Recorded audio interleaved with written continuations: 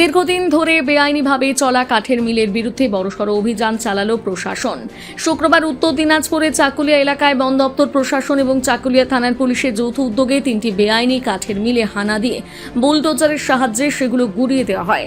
প্রশাসনিক সূত্রে জানা গিয়েছে, আধিকারিকরা পৌঁছানোর আগে মিলের মালিকরা এলাকা ছেড়ে পালিয়ে যান।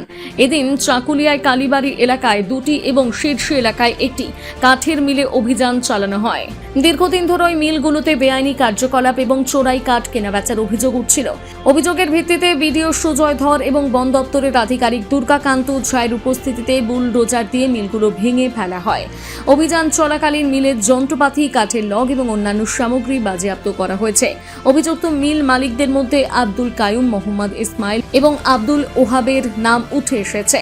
তবে অভিযানের সময় তারা কেউ উপস্থিত ছিলেন না এবং বর্তমানে পলাতক। এই বিষয়ে বন দপ্তরের এক আধিকারিক জানান, প্লিজ আমাদেরকে যে আছে আর এটা কাজ কমপ্লিট হোক, তারপরে যে আছে সে আপনারা ব্রিফিংস নিয়ে এই মিল না আরো কোথাও আছে? মিল যেখানে যেখানে হবে আমরা স্যার প্রতিটা মিলে কি আপনার এই তদন্ত চালাবেন? উত্তর দিনাজপুর থেকে বিশেষ প্রতিবেদন, নিউজ টুডে।